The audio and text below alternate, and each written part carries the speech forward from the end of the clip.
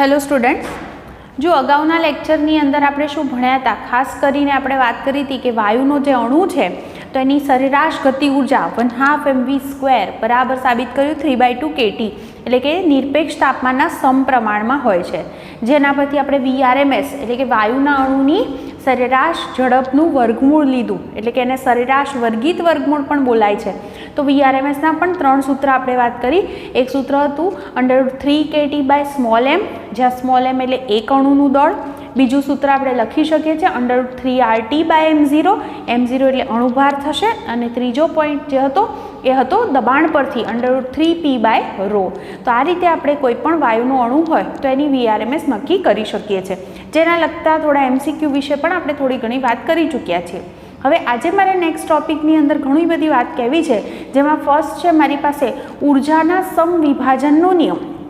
Maxwell નામના વૈજ્ઞાનિકે આ નિયમ આપ્યો, અને એ નિયમની અંદર શબ્દમાં શું છે, ઉર્જાનું સમવિભાજન. સમવિભાજનનો અર્થ એવો થાય સરખા પ્રમાણમાં વિભાજન. જુઓ, વાયુના અણુઓ માટે આપણે એમ કહીએ કે અણુઓ જે હોય ને એ અલગ અલગ પ્રકારના હોય. એક પરમાણવિક હોય, દ્વિપરમાણવિક પણ હોય અને બહુપરમાણવિક પણ હોય. અત્યારે પહેલી વાત જો હું સિમ્પલ એક પરમાણવિક માટે જ વાત કરું, એક પરમાણવિક એટલે તમે વિચારી શકો હિલિયમ છે, આર્ગોન, નિયોન, આ બધા એક પરમાણવિક કહેવાય. તો આવા જે વાયુ જે હોય એના અણુઓ, તો એ અણુઓ પોતે એની ગતિ આપણે દર્શાવી હોય તો માત્ર એક જ રેખીય ગતિ વડે આપણે એને રજૂ કરી શકતા હોઈએ છીએ. એટલે કે એ અણુઓ x દિશામાં, y દિશામાં અને z દિશામાં ત્રિપરિમાણમાં આપણે વાત કરીએ તો એ ગતિ કરતા હોય, પણ એમની ગતિ કેવી હોય, રેખીય ગતિ. તો જો આપણે વાત કરીએ કે આવો મારી પાસે કોઈક એક પરમાણવિક વાયુ હોય તો એના અણુની સરેરાશ ગતિ ઉર્જા એટલે 1/2 mv² બરાબર આપણી પાસે આવું સૂત્ર છે 3/2 kT. અહીંયા સરેરાશ v² ને આ રીતે પણ લખી શકાય, મેં અગાઉ પણ કીધું હતું, અથવા તો તમે આ રીતે પણ લખી શકો છો. ઓકે, જ્યાં જો હું વાત કરું કે સરેરાશ v², સરેરાશ v²નો જે અર્થ છે એનો અર્થ શું લઈએ છીએ આપણે કે x દિશાનો વેગ વત્તા y દિશાનો વેગ વત્તા z દિશાનો વેગ કહી શકાય. ત્રણેય દિશાના વેગની સરેરાશનો એ સરવાળો છે. ઓકે, હવે આપણે એવું પણ અગાઉના લેક્ચરની અંદર કીધું હતું કે વાયુ સમદિગ્ધર્મી છે. સમદિગ્ધર્મી છે એનો અર્થ શું થાય કે બધી દિશામાં આપણે આ વેગની જો આપણે સરેરાશ લેતા જઈએ તો આપણને સમાન મળે. એટલે કે એવું લખી શકાય કે vx² બરાબર vy² બરાબર vz², એટલે કે આ વેગની સરેરાશ કેવી છે, સમાન છે. તો આના પરથી મારે વાત કરવી હોય તો ઉપરના સમીકરણમાં આપણે બધી જ જગ્યાએ જો vx લખી નાખીએ તો આ સમીકરણ આપણું શું બની જાય, તો આના પરથી આપણે લખી શકીએ કે સરેરાશ v² બરાબર 3 vx² લખી શકાય કે નહીં. તો આ કિંમત આપણે સમીકરણ 1માં મૂકીએ તો સમીકરણ 1માં મૂકીએ તો જુઓ ને શું થાય છે, અહીંયા 1/2 m, અહીંયા શું થઈ જશે 3 vx² થઈ જશે. ઓકે, ઇઝ ઇક્વલ ટુ જમણી બાજુનું પદ એમનું એમ શું છે, જમણી બાજુ 3/2 kT. જુઓ ને 3 અને 3 બે બાજુથી કેન્સલ કરી શકાય, 2 કેન્સલ નથી કરવા, કારણ કે આપણે ગતિ ઉર્જા વિશે વાત કરી રહ્યા છે અને ગતિ ઉર્જા માટે 1/2 mv² પદ જોઈએ. તો આનો અર્થ એવો થાય કે 1/2 mvx² બરાબર શું જવાબ આવ્યો આપણો 1/2 kT.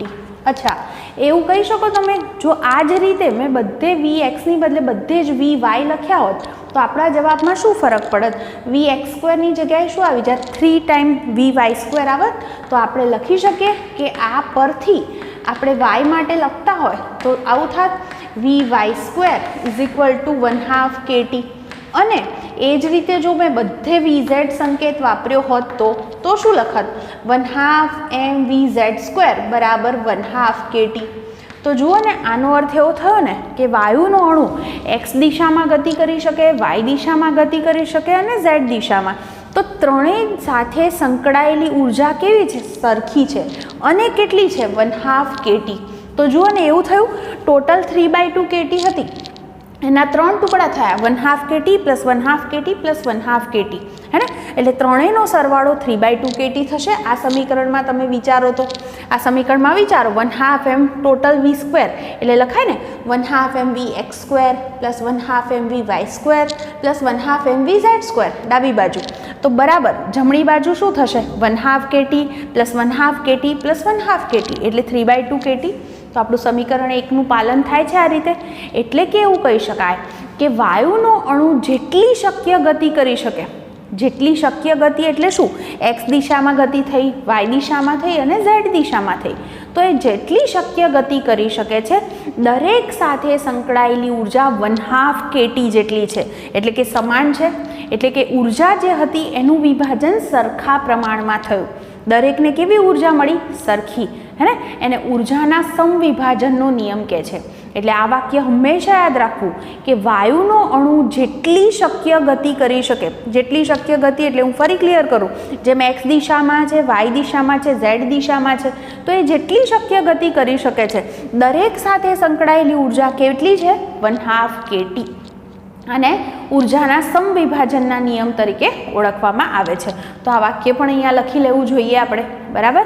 હું ફરીથી તમને સમજાવું, મેં કીધું એમ કે આપણી પાસે વાયુના અણુની ગતિ ઉર્જાનું ઓલરેડી આ સૂત્ર હતું, જેની અંદર આપણે જાણીએ છીએ કે સરેરાશ v સ્ક્વેરનો અર્થ થાય છે x દિશાનો વેગ પ્લસ y દિશાનો પ્લસ z દિશાનો, ત્રણેયનો સરવાળો એટલે સરેરાશ v થાય હે ને. તો હવે આગળ આપણે એ પણ જાણીએ છીએ કે વાયુ સમદિગ્ધર્મી છે, એટલે કે બધી દિશામાં વેગની સરેરાશ સમાન છે. આ માહિતીનો ઉપયોગ આપણે આમાં કર્યો હે ને. એટલે બધે vx લખી અને એને પરિણામી આની અંદર મૂકી દીધું તો આપણને પહેલી vx મૂકીને જવાબ શોધ્યો, પછી vy મૂકીને શોધ્યો અને vz મૂકીને શોધ્યો. તો આપણને રિઝલ્ટ એવું મળે છે કે દરેક શક્ય ગતિ સાથે જે ઉર્જાઓ સંકળાયેલી છે એ કેટલી છે, સમાન છે અને કેટલી છે 1/2 kT જેટલી. એને ઉર્જાના સમવિભાજનના નિયમ તરીકે ઓળખવામાં આવે છે. ઓકે, તો ફર્સ્ટ પોઈન્ટ બહુ જ ધ્યાનમાં રાખવા જેવો છે, બરાબર. તો તમે એને યાદ રાખજો. નેક્સ્ટ હવે મારે વાત કરવી છે, એટલે આ ટોટલ ઉર્જાની વાત હતી, બરાબર. હવે નેક્સ્ટ જે વાત કરીશ એ છે મુક્તતાના અંશ. બહુ જ જરૂરી શબ્દ છે અને સમજવો એટલો જ ઇમ્પોર્ટન્ટ છે આપણા માટે. તો આપણે વાત કરવા જઈ રહ્યા છે હવે મુક્તતાના અંશ અથવા ડિગ્રીઝ ઓફ ફ્રીડમ, બરાબર. એ રીતે એને ઓળખવામાં આવે છે. તો મુક્તતાના અંશ એટલે શું, હું તમને બહુ જ સિમ્પલ રીતે એને સમજાવું છું, પછી તમે ટેક્સ્ટબુકમાંથી વાંચશો તો તમને એકદમ ક્લિયર ખબર પડી જશે. મેં તમને અગાઉ પણ કીધું કે વાયુના જે અણુઓ હોય એ કેવા હોઈ શકે, એક પરમાણ્વિક, બરાબર, પછી દ્વિપરમાણ્વિક હોઈ શકે અને બહુપરમાણ્વિક પણ હોઈ શકે. એક પરમાણ્વિકના પણ મેં તમને ઉદાહરણ કીધા, હિલિયમ, આર્ગોન, નિયોન, આ બધા કેવા છે, એક પરમાણ્વિક છે. ઓકે, દ્વિપરમાણ્વિક છે એ તમે લઈ શકો O2, બરાબર, પછી CO, આ બધા જે છે એ દ્વિપરમાણ્વિક થાય, બરાબર. અને બહુપરમાણ્વિક એટલે તમે લખી શકો CO2 જેવા. ઓકે, એ બધા કેવા કહેવાય, બહુપરમાણ્વિક. હવે હાલ આપણે ખાસ વાત કરવાના છે એ છે એક પરમાણ્વિક અને દ્વિપરમાણ્વિકના સંદર્ભમાં. પછી બહુપરમાણ્વિક માટેની બીજી વાત છે એ પછી વાત કરશું, પણ પહેલાં હું તમને આ પહેલાં સમજાવું, સમજજો.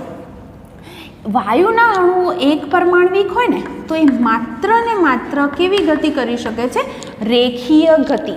રેખીય ગતિનો અર્થ શું થાય, એ સીધા મતલબ કે એક જ દિશા વડે તમે એની ગતિ જે છે એનું જે વિશેની માહિતી જે છે એ તમે આપી શકો છો. જેમ આપણે અગાઉ વાત કરી કે વેગ છે તો x દિશા, y દિશા અને z દિશા ત્રિપરિમાણમાં આપણે એના ઘટકો લઈ શકીએ છીએ, પણ માત્ર આપણે એક યામ વડે પણ એની ગતિને રજૂ કરી શકીએ છીએ. તો એને આપણે જે છે એ રેખીય ગતિ તરીકે ઓળખી શકીએ છીએ. બીજી વસ્તુ, દ્વિપરમાણ્વિક હોય ને વાયુનો અણુ તો એ રેખીય ગતિ પણ કરી શકે, ચાક ગતિ પણ કરી શકે અને દોલન ગતિ પણ કરી શકે. હવે સમજો, રેખીય ગતિ તો તમને ખબર છે, જે સુરેખ માર્ગે ગતિ થતી હોય રેખીય ગતિ કહી શકાય. ચાક ગતિનો અર્થ એવો થાય કે દ્વિપરમાણ્વિક હોય એટલે દાખલા તરીકે આ એક પરમાણુ છે ઓક્સિજનનો અને આ બીજો, આ દ્વિપરમાણ્વિક થયા, બરાબર. તો બંનેને જોડતી આ રેખા છે એને લંબ પોતે આમ ભ્રમણ કરતા હોય, એક અક્ષા હોય, બરાબર. અને બીજી અક્ષ કઈ હોઈ શકે? એને પણ લંબ અક્ષ એટલે આમ, તો એને અનુલક્ષીને જ પણ એ પોતે ગતિ કરે. જેમ પૃથ્વી માટે વિચારો તો સૂર્યની આસપાસ ફરે છે અને પોતાની ધરીની આસપાસ પણ એ ફરે છે. તો એ પ્રકારની જે ગતિ છે એને આપણે ચાક ગતિ તરીકે ઓળખીએ છીએ. એટલે કે અહીંયા બે અક્ષને અનુલક્ષીને ત્યાં ગતિ થતી હોય તો એને આપણે ચાક ગતિ તરીકે ઓળખીએ છીએ. અને દોલન ગતિનો અર્થ એવો થાય કે અણુઓ શું કરે, પોતાનું આ મધ્યમાન સ્થાન કહેવાય એની આસપાસ છે ને આમ કંપનો કરતા હોય. તો એ રીતે એ ત્રણ પ્રકારની ગતિ કરી શકે. કેવો અણુ? દ્વિપરમાણવિક હોય તો. બીજી વાત કરું છું કે વાયુનો અણુ દ્વિપરમાણવિક જ છે, પણ શબ્દ યાદ રાખજો, દ્રઢ અણુ છે. દ્રઢ છે અથવા તો એને બોલાય છે એ રિજિડ રોટેટર છે. રિજિડ રોટેટર એટલે દ્રઢ, એટલે હલે નહીં. એનો અર્થ એવો થાય કે માત્ર રેખીય ગતિ કરી શકે અને ચાક ગતિ કરી શકે, એ દોલન ગતિ કરી શકતો નથી. બરાબર. તો કયો અણુ કઈ ગતિ કરી શકે પહેલાં મેં તમને એ દર્શાવ્યું. ઓકે. નેક્સ્ટ હવે હું તમને વાત કરું કે કોઈ અણુ રેખીય ગતિ કરતો હોય ને તો એની સાથે જે ઉર્જા સંકળાયેલી હોય એને એની રેખીય ગતિ ઉર્જા અથવા તો માત્ર ગતિ ઉર્જા તરીકે આપણે ઓળખીએ છીએ. તો એ ગતિ ઉર્જા છે એનું સૂત્ર શું થાય? તો 1/2 mv². v એટલે બધી દિશાના વેગની હું સરેરાશ લખું તો vx² plus 1/2 mvy² plus 1/2 mvz², આવું લખી શકાય. ઓકે. જો કણ ચાક ગતિ કરતો હોય, બરાબર, તો એની સાથે સંકળાયેલી ઉર્જા એને આપણે ચાક ગતિ ઉર્જા તરીકે ઓળખીએ છીએ, હે ને. તો રોટેશનલ મોશન તો એને ER થી દર્શાવી શકાય. ઓકે. તો અહીંયા આગળ જે છે એ ઉર્જા બે અક્ષને અનુલક્ષીને થાય એટલે 1/2 I1 ω1² પ્લસ 1/2 I2 ω2². દ્રઢ ગોળા છે તેના માટે ચાક ગતિ ઉર્જા જે છે આપણે લખી શકીએ બે અક્ષને અનુલક્ષીને આ બે પદ આવે એમાં 1/2 I1 ω1² પ્લસ 1/2 I2 ω2². ત્રીજી ગતિની મેં વાત કરી કે દોલન ગતિ અને એની સાથે સંકળાયેલી ઉર્જા એટલે દોલન ઉર્જા, વાઇબ્રેશનલ મોશન, હે ને. તો EV વડે આપણે એને દર્શાવીએ તો એ ઉર્જા એટલે ગતિ ઉર્જા પણ હોય અને સ્થિતિ ઉર્જા પણ હોય. ગતિ ઉર્જા એટલે એનું સૂત્ર આપણી પાસે થાય 1/2 mv². વેગ છે એને હું dy/dt વડે દર્શાવું છું. ઓકે. અને સ્થિતિ ઉર્જા છે એ સ્થિતિ ઉર્જાનું સૂત્ર આપણી પાસે છે જ 1/2 kx² અથવા 1/2 ky².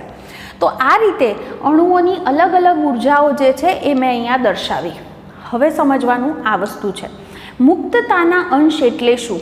તો એવું કહેવાય કે જો વાયુનો અણુ એક પરમાણવિક છે તો એની હું ટોટલ એનર્જી ગણું તો E ટોટલ. તો ટોટલ એનર્જી એટલે માત્ર જે છે એની કેવી ઉર્જા થશે?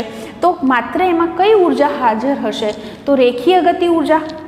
કારણ કે માત્ર ને માત્ર કઈ ગતિ કરે છે? રેખીય ગતિ કરે છે. બરાબર. તો રેખીય ગતિ કરે છે તો અને એ જે ઉર્જા છે સપોઝ હું EP થી દર્શાવું છું. ઓકે. તો એની ટોટલ એનર્જી એટલે EP થશે. જો એ દ્વિપરમાણવિક હોય તો આપણે એની ટોટલ એનર્જી ગણીએ તો ટોટલ એનર્જી એટલે રેખીય ગતિ થાય, ચાક ગતિ થાય અને દોલન ગતિ પણ થાય. એટલે એની ટોટલ એનર્જી એટલે શું થાય? EP plus ER plus EV જેટલી થાય. પછી બધાના સૂત્ર લખવા હોય તો લખી શકાય. પણ જો એ દ્વિપરમાણવિક છે પણ જો એ રિજિડ રોટેટર છે એટલે કેવો છે? દ્રઢ અણુ છે, તો એની ટોટલ ઉર્જા જે છે એમાં કયા બે પદ આવશે? ખાલી એની કઈ ઉર્જા? રેખીય ઉર્જા પ્લસ ચાક ગતિ ઉર્જા. આ બે જ ઉર્જા એમાં સમાવેશ થશે. તો હવે જુઓ, તમારી પાસે જે તે વાયુના અણુ માટે કુલ ઉર્જાનું જે સૂત્ર બને છે એમાં કુલ દ્વિઘાત પદોની સંખ્યા કેટલી છે એ જુઓ. કુલ દ્વિઘાત પદની સંખ્યા કેટલી છે? એ પદોની જે સંખ્યા છે એને જ એના મુક્તતાના અંશ કહેવાય, ડિગ્રીઝ ઓફ ફ્રીડમ. મતલબ કે એ કેટલી શક્ય ગતિ કરી શકે છે, એ શક્ય ગતિ એટલે જ એના મુક્તતાના અંશ. જુઓ, વિચારો, એક પરમાણવિક હશે વાયુનો અણુ તો એ માત્ર ને માત્ર આપણે કીધું રેખીય ગતિ કરે એટલે એની કુલ ઉર્જા માત્ર કઈ થશે? રેખીય ગતિ ઉર્જા. તો કુલ ઉર્જાના સૂત્રમાં કેટલા દ્વિઘાત પદોની સંખ્યા થઈ? 1, 2 અને 3. તો એ 3 રીતે ગતિ કરી શકે છે. માટે એના મુક્તતાના અંશ કેવા હોય તો કેટલા થવા જોઈએ? 3. જો એ દ્વિપરમાણવિક છે તો એ રેખીય ગતિ પણ કરે, ચાક ગતિ પણ કરે અને દોલન ગતિ પણ કરે. તો ત્રણેય સાથે સંકળાયેલી ઉર્જા છે તો હું બધાનું ટોટલ કરીશ તો ટોટલની અંદર પદોની સંખ્યા શું થાય? 3 + 2 + 2 કેટલી થશે? 7. તો આના માટે મુક્તતાના અંશ શું થાય? 7. પણ જો એ દ્રઢ અણુ છે તો એ દોલન ગતિ કરતો નથી તો એની કુલ ઉર્જાના સૂત્રમાં ટોટલ કેટલા પદ આવશે? 3 + 2 5. તો એના મુક્તતાના અંશ 5 છે એમ કહેવાય. તો આ રીતે આપણે મુક્તતાના અંશ ગણી શકીએ કે વાયુનો અણુ જે રીતે ગતિ કરે છે એ ગતિ સાથે સંકળાયેલી એની કુલ ઉર્જા લો. કુલ ઉર્જાના સૂત્રમાં ટોટલ કેટલા દ્વિઘાત પદ આવે છે એની સંખ્યા, એ સંખ્યાને જ આપણે મુક્તતાના અંશ તરીકે ઓળખીએ છીએ. બરાબર? તો આ રીતે તમે સિમ્પલ છે એને સમજી શકો છો. હવે જો એની સાથે સંકળાયેલી ઉર્જાની વાત કરું તો વિચારો, જુઓ આપણે શું કીધું કે વાયુ ઉર્જાના સમવિભાજનનો નિયમ શું કહે છે કે વાયુનો અણુ જેટલી રીતે ગતિ કરી શકે, જેટલી શક્ય ગતિ કરી શકે, દરેક સાથે સંકળાયેલી ઉર્જા 1/2 kT હોય છે. તો જો વાયુનો અણુ એક પરમાણવિક છે તો એ 3 રીતે ગતિ કરી શકે છે, x દિશા, y દિશા, z દિશા, હે ને? તો 3 રીતે ગતિ કરી શકે છે. તો દરેક સાથે સંકળાયેલી ઉર્જા 1/2 kT. તો 1/2 kT 1/2 kT 1/2 kT કેટલી વાર લીધા? 3 વખત. એટલે કે એની જો મારે ઉર્જા લેવી હોય તો ઉર્જા શું થશે? 3 × 1/2 kT એટલે 3/2 kT. દ્વિપરમાણવિક છે તો એની ઉર્જા શું થશે? 1/2 kT 1/2 kT કેટલી વખતે આવી રીતે લખવાના? દરેક સાથે સંકળાયેલી ઉર્જા 1/2 kT છે. 1/2 kT 1/2 kT 1/2 kT કેટલી વખત આવશે? 7 વખત. મતલબ કે એની સાથે સંકળાયેલી ઉર્જા શું છે? 7/2 kT. અને જો એ દ્રઢ અણુ છે તો એની સાથે સંકળાયેલી ઉર્જા કેટલી વખત 1/2 kT આવશે? 5 વખત. તો લખી શકું હું એ ઉર્જા 5/2 kT છે. ઓકે, તો આ રીતે આપણે જે અણુઓ છે એની માટે મુક્તતાના અંશ સમજી શકીએ.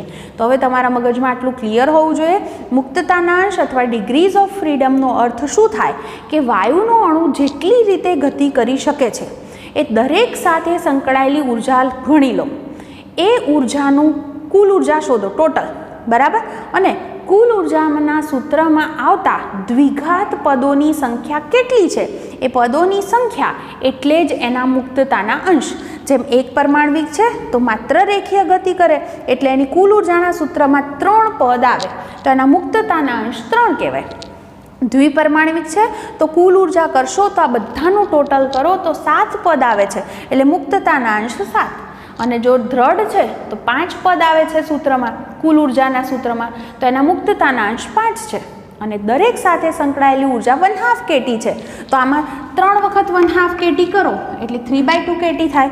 આમાં 7 વખત 1/2 kT કરવી પડે, દરેક સાથે 1/2 kT સંકળાય છે માટે, તો 7/2 kT. અને દ્રઢ છે તો 5/2 kT. તો આ રીતે તમે જે ઉર્જા જે છે મુક્તતાના અંશને રિલેટેડ એને તમે આ રીતે રજૂ કરી શકો છો. ઓકે, તો આ પોઈન્ટ બહુ જ જરૂરી હતો કે મુક્તતાના અંશ એટલે શું એ તમને સમજાયું હશે.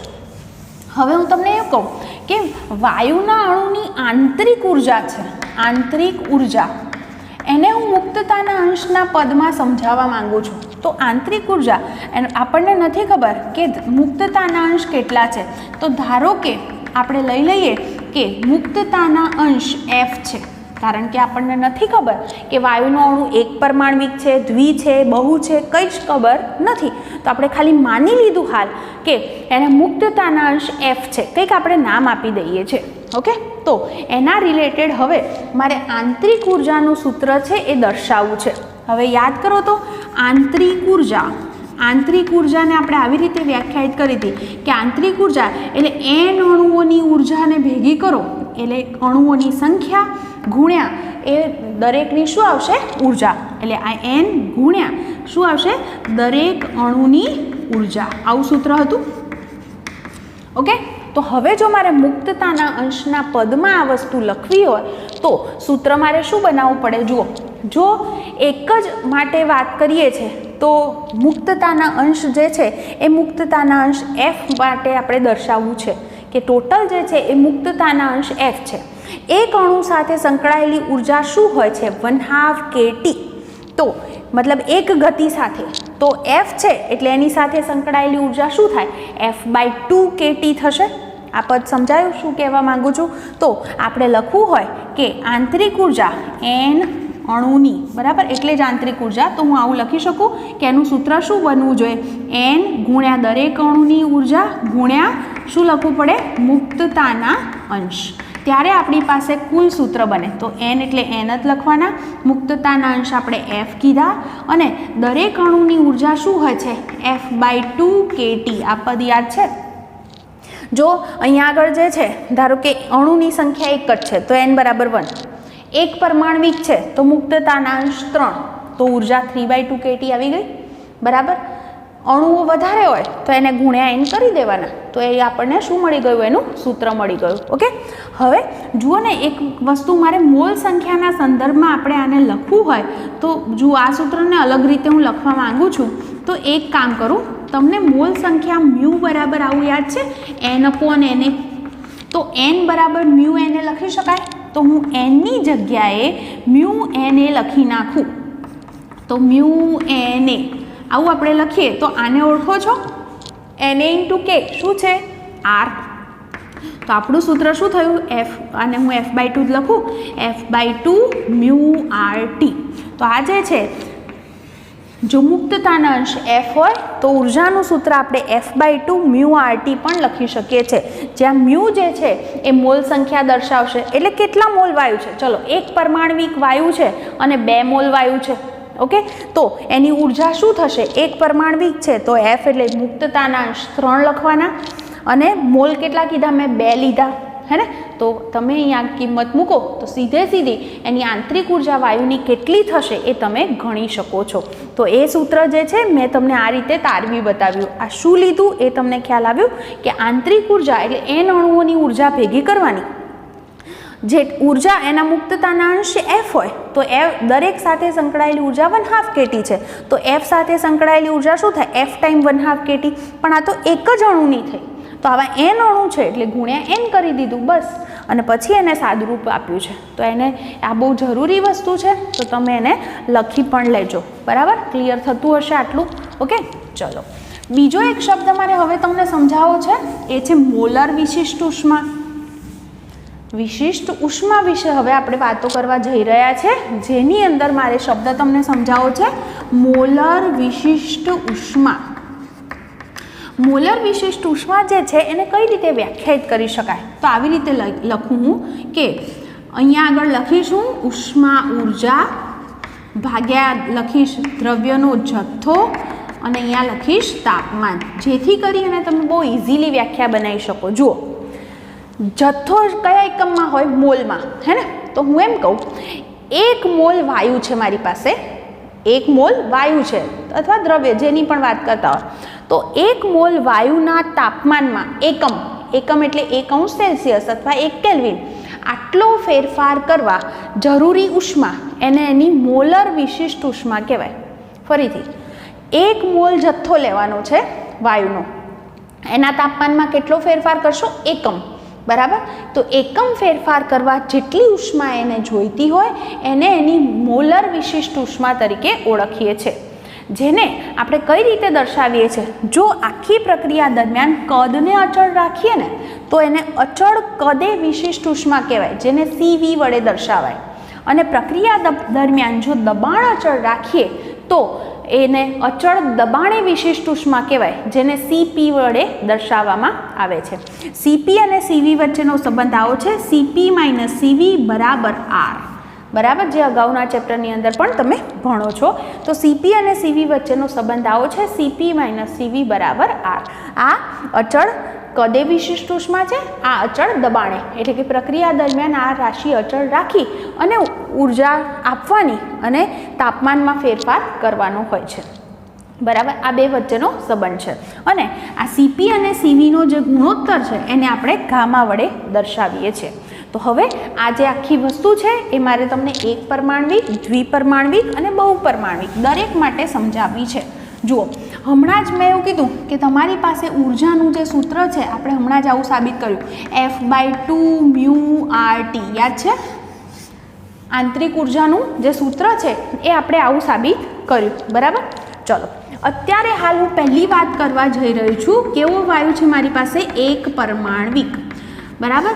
એક પરમાણ્વિક વાયુ હોય તો મુક્તતાના અંશ શું હોય? 3 હોય. ધારો કે જો મુક્તતાના અંશ 3 હોય તો એની ઉર્જા શું થશે? આ પ્રમાણે લખું તો 3/2 μRT થાય. આ રીતે લખી શકાય. અચ્છા, આપણી વ્યાખ્યા મુજબ જો હું અચળ કદે વિશિષ્ટ ઉષ્માની વાત કરું તો CV એનો અર્થ શું થાય કે આપવી પડતી ઉર્જા એટલે du/dt. આવું કેમ લખાય છે? ફરીથી કહું કારણ કે 1 મોલ જથ્થો છે, મ્યુ બરાબર મેં શું લીધા છે? 1, બરાબર. 1 મોલ જથ્થો છે, એના તાપમાનમાં ડેલ્ટા ટી જેટલો ફેરફાર કરવો હોય તો કેટલી ઉર્જા આપવી પડે છે? ડેલ્ટા યુ જેટલી. એટલે ડેલ્ટા U/ΔT મેં હમણાં અહીંયા લખ્યું હતું એ જ સૂત્ર છે. તો એને એની અચળ કદે વિશિષ્ટ ઉષ્મા કહેવાય. તો હું જો આનું તાપમાન સાપેક્ષ વિકલન કરું તો ટીનું ટી સાપેક્ષ વિકલન 1 થાય. એટલે આપણો જવાબ શું આવશે? ખાલી 3/2R. કેમ મેં આવું લખ્યું? કારણ મેં કેટલો જથ્થો લીધો છે? 1 મોલ માટે આપણે ગણતરી કરીએ છીએ. તો આ CV બરાબર આપણને આટલી કિંમત મળી. હવે આપણે જાણીએ છીએ કે CP - CV બરાબર R. તો CP બરાબર શું થાય? R + CV થાય. CV આ બાજુ લઈ જાઓ એટલે 3/2R આ બાજુ આવે, 2 લસા થાય એટલે 5/2R થયા. તો CP અને CV મળી ગયા હોય તો આપણે ગુણોત્તર ગામા પણ શોધી શકીએ. તો CP/CV એટલે 5/2R / 3/2R કરો એટલે જવાબ શું વધે? 5/3. તો જો તમને કોઈક વાયુ માટે ગામા 5/3 જેટલો આપ્યો હોય તો પણ તમે કહી શકો છો કે એ વાયુ જે હશે એ એક પરમાણ્વિક હશે. ખ્યાલ આવે છે કેવી રીતે શોધું છું? આટલી જ વસ્તુ કીધી આપણે કે એક પરમાણ્વિક માટે મુક્તતાના અંશ 3 છે એટલે એની ઉર્જાનું સૂત્ર 3/2 μRT લખી શકાય. પછી આપણે અચળ કદે વિશિષ્ટ ઉષ્મા કઈ રીતે વ્યાખ્યાયિત કરી છે? તો 1 મોલ જથ્થાના તાપમાનમાં કેટલો ફેરફાર કરવો છે? ડેલ્ટા ટી જેટલો, અથવા તો અત્યારે ડેલ્ટા ટી બોલું તો ડેલ્ટા ટી ફેરફાર કરવા ડેલ્ટા યુ ઉર્જા આપવી પડે. તો એને આધારે એટલે કે આનું વિકલન કર્યું છે આપણે. તો મળી ગયું CV મળે તો CP પણ મળે. આ જ રીતે હવે સેમ વસ્તુ મારે કહેવાની, કોના માટે વાત કરવાની? કેવો વાયુ છે? દ્વિપરમાણ્વિક. બોલતા જજો હવે ધ્યાનથી. તો મુક્તતાના અંશ કેટલા હશે? દ્વિપરમાણ્વિક હોય તો 7 મુક્તતાના અંશ હોય તો એની ઉર્જાનું સૂત્ર શું થઈ જાય? અહીંયા 7/2 μRT. હવે ફરી પાછો કેટલો જથ્થો લો? મ્યુ બરાબર 1 અને એના તાપમાનમાં ડેલ્ટા ટી ફેરફાર કરવા કેટલી ઉષ્મા જોઈએ અચળ કદે? તો એને શું લખાય? du/dt. તો ચલો ટી સાપેક્ષાનું વિકલન કરો તો શું થઈ જશે? 7/2R થશે. કારણ ટીનું ટી સાપેક્ષ વિકલન 1 અને મ્યુ બરાબર 1 મૂક્યા છે તો આપણને CV મળી ગયું. હવે CV મળે તો CP પણ મળે. કેમ? કારણ કે CP - CV બરાબર R. તો CP બરાબર R + CV એટલે આમાં R ઉમેરી દો તો 2 લસા લઉં એટલે 9/2R થાય. જો આ CP અને CV ખબર હોય તો CP/CV કરીએ તો આપણો જવાબ શું આવે? 9/7. તો આ કોના માટે વાત થઈ? દ્વિપરમાણ્વિક માટે. ચલો એ જ રીતે જો ત્રિપરમાણ્વિક હોય તો આ જે વસ્તુ છે એ ખાલી બહુ ધ્યાનથી સમજવાની છે કે જો વાયુનો અણુ ત્રિપરમાણ્વિક હોય તો 3 રીતે એ રેખીય ગતિ કરે છે, 3 રીતે ચક્રીય ગતિ કરે છે અને F રીતે એ દોલન ગતિ કરી શકે છે. તો એનો અર્થ એના મુક્તતાના અંશ ગણો તો 3 + 3 + F થશે. મુક્તતાના અંશ શું થશે? 3 + 3 + F. તો હું U બરાબર સૂત્ર લખું તો શું લખાય? 3 + 3 + F. હે ને? તો અલગ અલગ રીતે આપણે લખીએ ને તો આવું લખાય 3/2 μRT + 3/2 μRT પ્લસ આને અનુરૂપ ઉર્જા ત્રિપરિમાણમાં થોડુંક અલગ, બહુપરમાણ્વિક. કેમ આવું લખાઈ ગયું? બહુપરમાણ્વિકમાં અલગ છે F μRT. ઓકે, ફરી પાછું આનું શું કરશું? વિકલન કરશું. તો વિકલનની મદદથી આપણને જે છે એ શું મળી જશે? ચલો હવે આનું ટોટલ કરો તો શું થાય? 3/2 એટલે 3 થઈ ગયા. 3 μRT + F μRT એટલે 3 + F બ્રેકેટમાં રહે અને μRT 12. હવે જો તમે CV શોધો તો શું કરવાનું? du/dt મોલ સંખ્યા 1 લેશો તો તમારો જવાબ શું આવશે? 3 + FR આવશે. બરાબર. અને CP લેશો ત્યારે શું કરશો? આની અંદર આ જ રીતે CP બરાબર CP માઇનસ CV બરાબર R. તો આ શું થશે? આમાં બીજા R ઉમેરવા પડશે. એટલે કેટલા થશે?